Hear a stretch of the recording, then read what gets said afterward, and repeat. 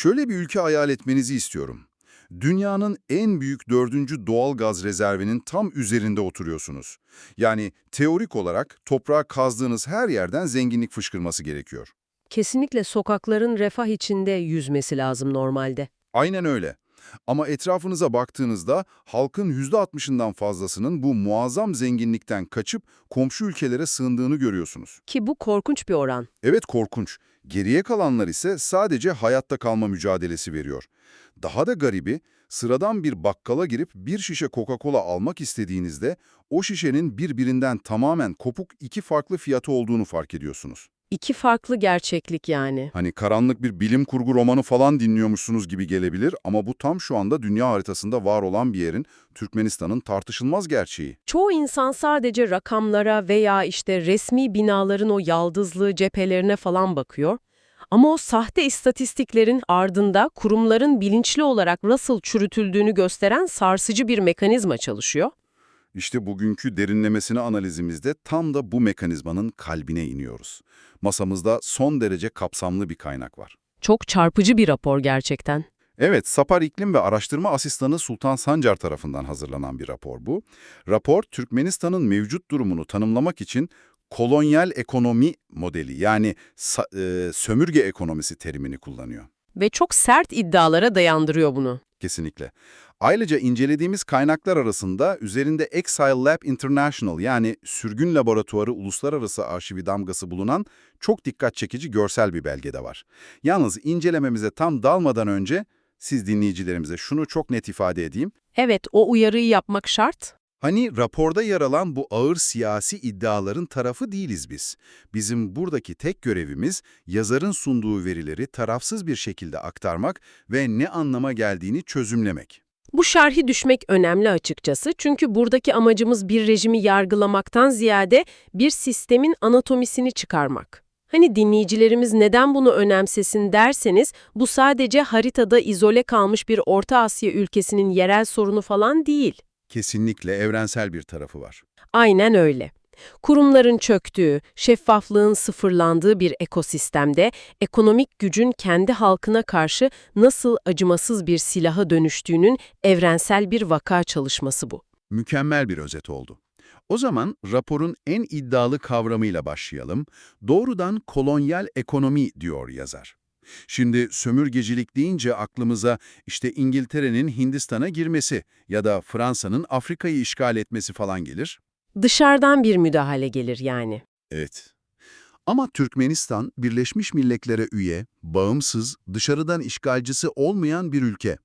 Yazar böyle bir yapı için neden sömürge ekonomisi terimini kullanıyor sence? Yazarın burada yaptığı asıl teorik hamle o zaten. Sömürgecilik kavramını tamamen içsel bir yapıya uyarlıyor. Raporda bu iç sömürgecilik modelinin 3 temel prensibinden bahsediliyor. Nedir onlar? Birincisi, ekonominin tıpkı o 19. yüzyıl sömürgelerinde olduğu gibi sadece ham maddeye dayanması. Doğalgaz, petrol ve pamuk, başka hiçbir endüstriyel gelişim yok, üretim çeşitliliği yok. Sadece topraktan çıkar ve sat diyorsun. Aynen öyle. İkincisi de bu yeraltı zenginliklerinin anayasal olarak halka ait olması gerekirken, pratikte Berdimuhamedov ailesi etrafında şekillenen dar bir klanın özel mülkiyetine geçmiş olması. Yani halk o zenginlikte bir paydaş falan değil, sadece toprağın üzerinde yaşayan bir tebaaya dönüşmüş durumda. Tam anlamıyla öyle. Üçüncü ve en kritik prensip de bu modelin yasal kılıfı. Bu devasa gelirlerin hiçbiri meclis denetiminden geçmiyor. Şeffaf bir bütçe yok yani ortada. Kesinlikle yok. Yazarın deyimiyle bu bir devlet yönetimi falan değil, doğrudan kaynakların klan tabanlı bir dağıtım sistemi. Anlıyorum. Şöyle bir analoji kursak bunu zihnimizde canlandırmak için. Düşünün ki bu ülkenin halkı olarak sizler devasa bir anonim şirketin hissedarlarısınız. Güzel bir benzetme. Ama yönetim kurulu şirketin tüm karını gizli offshore hesaplara aktarıyor, sizinle hiçbir finansal tablo paylaşmıyorlar.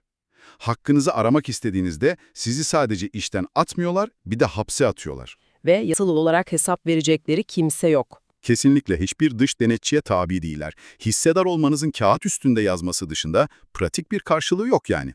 Çok yerinde bir benzetme bu. Sadece bu şirketin aynı zamanda kendi ordusu ve gizli servisi olduğunu da denkleme eklememiz lazım. Tabii güç tekelleşince hissedarın elinde hiçbir şey kalmıyor. Bütün bunlar da insanın aklına şu soruyu getiriyor ister istemez. Buraya nasıl gelindi? Aynen. Sonuçta Sovyetler Birliği dağılalı 30 yılı geçti. Neden diğer ülkeler reform yaparken Türkmenistan bu kadar katılaştı? Raporun o Kazakistan ve Özbekistan karşılaştırmasına takıldım ben mesela. Evet, orası çok kilit bir nokta. Hani Kazakistan'da Nazarbayev, Özbekistan'da Kerimov vardı. Onlar da otoriter liderlerde mutlak güce sahiplerdi. Türkmenistan'ı tamamen kurumsuz yapan yapısal tercih neydi? Yazarın bu karşılaştırmayı yapmasının temel sebebi o zaten. Kazakistan, dünya sistemine entegre olmak için kısıtlı da olsa yabancı sermaye içeri aldığı asgari kurumsal bir altyapı kurdu. Özbekistan'da liberalleşme adımlar attı sonradan. Evet, özellikle Mirziyoyev döneminde. Ama Türkmenistan bölgede hiçbir reform yapmayan tek ülke. Rapor bu farklılığın kökenini lustrasyon eksikliğine ve KGB yani MNB arşivlerinin kapalılığına bağlıyor. Lustrasyon derken Doğu Avrupa'daki o eski rejim kadrolarının tasfiye edilmesini kastediyoruz değil mi? Evet, devletin geçmişin karanlık aktörlerinden temizlenmesi. Burada kilit kavram nomenklatüra. Sovyet elitleri. Aynen. Türkmenistan'da bu Sovyet nomenklatürası ve eski KGB kadroları hiçbir tasfiyeye uğramadı. Aksine o Komünist Parti rozetlerini çıkarıp milliyetçi semboller taktılar ve güçlerini aynen korudular. Yani kendi kendilerini atayarak iktidarda kaldılar Niyazov'dan Berdi Muhamedoğullar'a kadar. Kesinlikle. Kurumları yaşatmak işlerine gelmedi çünkü kurumsal yapı olsa denetime tabi olacaklar. Meclisi, bağımsız yargıyı falan birer tabelaya dönüştürdüler resmen. Arşivlerin kapalı kalması da bu yüzden herhalde. Tabii ki o arşivler devlet sırrını korumak için değil, bugünkü elitlerin devasa servetlerinin kaynağını gizlemek için kapalı. O arşivler açılsa elitlerin meşruiyeti sorgulanacak çünkü. Açıkçası kurumsal şeffaflık buharlaşınca ekonomideki rakamların nasıl bir illüzyona dönüştüğü de çok çarpıcı. Raporun dış ticaret analizlerine bakalım biraz. Mesela doğalgaz ihracatı. O mekanizma bu sömürgecilik modelinin can damarı işte. Resmi rakamlara baksan her şey yolunda gibi. Ama mekanizmanın içine girince durum bambaşka. Rusya'dan kopup tamamen Çin'e bağımlı hale gelmişler. Hem de nasıl bir bağımlılık. 2023 verilerine göre gaz gelirlerinin %67'sinden fazlası doğrudan Çin'den geliyor. Ama mesele bu paranın nasıl geldiği veya gelmediği. Ortada normal bir ticaret yok, asimetrik bir takas var sanırım. Aynen öyle. Çin, Türkmenistan'a boru hatlarını inşa etmesi için Çin Kalkınma Bankası üzerinden milyarlarca dolar kredi veriyor. Sonra da Türkmenistan bu borcu gazla ödüyor. Kesinlikle. Ortada nakit akışı yok, borca sayılan bir ham madde transferi var. Çin tek alıcı olduğu için de fiyatı tamamen Çin dikte ediyor. Uluslararası piyasalarda gaz pahalıyken bile Türkmenistan gazını 60 dolar gibi komik rakamlara satmak zorunda kalmış. İnanılmaz ya. Ülkenin tek varlığı kapalı kapılar ardında halkın bilmediği sözleşmelerle devrediliyor resmen. Bunun bir de o bahsettiğimiz şirket hissedarı vatandaşa yansıyan çok acı bir yüzü var. Kara borsa kur meselesi. Evet, şu Coca-Cola şişesi örneğine dönelim. Çift kur sistemi. Resmi kur 2015'ten beri 3,5 manatmış. Kağıt üzerinde müthiş bir istikrar gerçekten. Aynen öyle.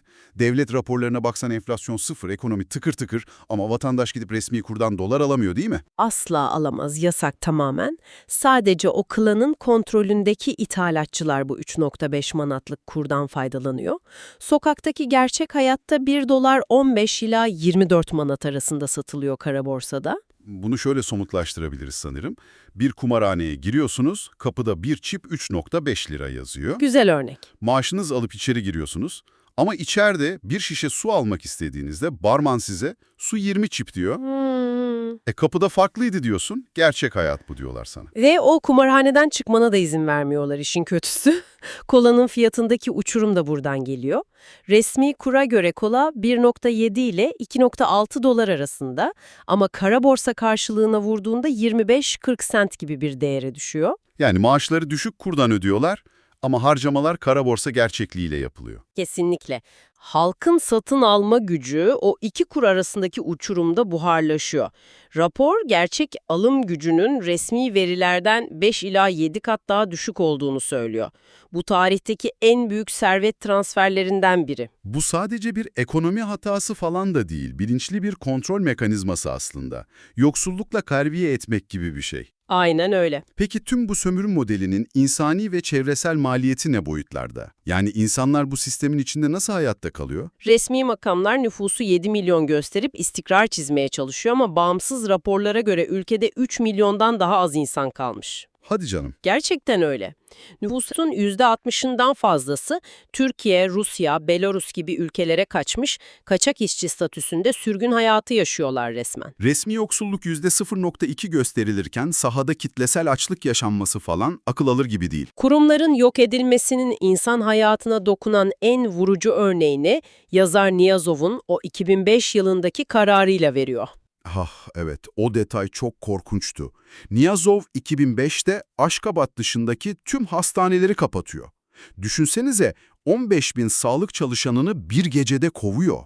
Yerlerine de zorunlu askerlik yapan gençleri koyuyor. Ve gerekçesi, hastalar tedavi olmak istiyorsa başkente gelsinler.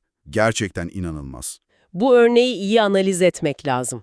Bir ülkede bağımsız yargı, anayasal güvence yoksa, sağlık gibi temel haklar hak olmaktan çıkar, liderin lütfettiği ayrıcalıklara dönüşür. İşin acı tarafı bu sadece insanları değil, ülkenin toprağını ve suyunu da yok ediyor. Ekolojik felaket boyutu da var işin. Modelin sürdürülemez olduğunun en büyük kanıtı bu zaten. 2023'ün Ocak ayında yaşanan Karakum Kanalı faciası. Dünyanın en uzun sulama kanallarından biri bu. Ve altyapı yatırımları çalındığı için çöküyor. Aynen. Bakım yapacak liyakatli kurum kalmadığı için çöktü. Tonlarca su 15 gün boyunca hiçbir müdahale yapılamadan çölün ortasına aktı. Çölün ortasında boşu boşuna 10 kilometre karelik bir göl oluşmuş yazarın belirttiğine göre. Bu sırada çiftçilerin tarlaları kuruyor. Tarım arazilerinin %80'i tuzlanmış ve çoraklaşmış durumda şu an yanlış politikalar yüzünden. Daha da kötüsü var. Nedir o? Aral Gölü'nden kalkan zehirli tuz fırtınaları sınır bölgelerinde korkunç oranlarda gırtlak ve yemek borusu kanserine yol açıyor. O kadar ciddi mi durum? Tabii canım. Ve devlet verileri gizlediği için uluslararası sağlık örgütleri müdahale bile edemiyor. Yani şeffaflık olmayınca bütün bir Orta Asya ekosistemi için bölgesel bir bombaya dönüşüyor bu ülke. Bütün bunları alt alta koyunca insan mantıken bu sistemin çoktan çökmesi gerekirdi diye düşünüyor. Nüfus kaçmış, ekonomi kara delik, sağlık sistemi çökmüş. Nasıl ayakta kalıyor bu rejim? Raporu uluslararası arenaya taşıdığı nokta burası. Müşterek sorumluluk tezi. Yani suç ortaklığı. Kesinlikle. Bu sistemi sadece içerideki klan mı ayakta tutuyor sence? Yoksa diplomatik toplantılarda bunlara Sayın Başkan diyerek meşruiyet kazandıran Birleşmiş Milletler mi? Veya o insan hakları ihlallerini, çocuk işçiliğini hiç umursamadan milyarlık gaz sözleşmeleri imzalayan yabancı şirketler mi? Yazar tam olarak bu organizasyonları ve şirketleri işaret ediyor. Biz sadece işimize bakarız diyerek sorumluluktan kaçamazsınız diyor. Doğrudan suç ortağı oluyorlar yani sisteme nakit akışı sağlayarak. Hatta rejimin belirlediği sınırları geçmeyen o sahte muhalefet bile bu suç ortaklığının bir parçası. İstikrar kelimesi resmen küresel sömürü çarkına göz yummanın bahanesi olmuş. Burada aklıma kaynaklarımızdaki o görsel belge geliyor.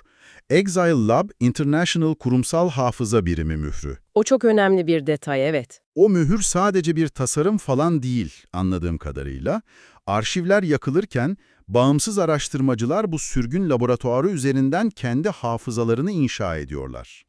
Kurumların yok edildiği bir ortamda yapılabilecek en stratejik hamle bu çünkü. Uluslararası alanda işlenen suçları, yolsuzluk ağlarını falan kayıt altına almak. Gelecekte kurulacak bir adalet mekanizması için delil biriktiriyorlar yani. Kesinlikle öyle. Evet, parçaları birleştirdiğimizde bugün gerçekten karmaşık ama ufuk açıcı bir sistemi masaya yatırdık. Ekonomisini sadece gaza bağlamış, şeffaf bütçeyi yok edip kaynakları bir aileye yönlendirmiş bir modelin anatomisi bu. Çok karanlık bir tablo maalesef. Hastaneleri bir emirle kapatabilen, çift kurluğa halkın emeğini çalan ve küresel sistemin istikrar arzusu sayesinde ayakta kalan yapısal bir felaket. Tüm bu analizin sonunda dinleyicilerimize şu kışkırtıcı soruyu bırakmak istiyorum ben. Tabii dinliyoruz. Hani raporda sürekli o kapalı KGB ve MMB arşivleri, offshore hesaplar falan geçiyor ya. Varsayalım ki yarın siyasi bir mucize oldu ve o arşivler tamamen açıldı. Ortaya çıkacak olan manzarayı tahmin bile edemiyorum. Ortaya dökülecek o küresel suç ortaklığı ağı, gizli sözleşmeler, dev şirketlerin işbirlikleri o kadar devasa olurdu ki. Kim bilir kimlerin ismi geçerdi. Aynen öyle. Acaba bugün demokrasi havariliği yapan uluslararası toplum, o dev şirketler falan içten içe bu arşivlerin sonsuza dek kapalı kalmasını tercih ediyor olabilir mi? Bu çok rahatsız edici ama bir o kadar da ufuk açıcı bir soru gerçekten. Yani belki de halkın özgürleşmesinin önündeki asıl büyük duvar içerideki diktatörlük değil, o duvarın dışındaki küresel çıkarlardır. O kapalı arşivlerin kilidi sadece bir ülkeyi değil, küresel sermayenin ikiyüzlülüğünü de koruyor sanki. İki farklı fiyata satılan o bir şişe kolanın gerçek maliyetini kimin ödediğini ve kârın hangi başkentlere aktığını çok net görüyoruz şimdi. Kesinlikle öyle. Siz dinleyicilerimiz haberlerde bölgesel istikrar sağlandığı cümlesini duyduğunuzda arka planda hangi kurumların çürütüldüğünü sorgulamaya devam edin. Bize eşlik ettiğiniz için teşekkür ederiz. Perde arkasına bakmaktan vazgeçmeyin. Görüşmek üzere.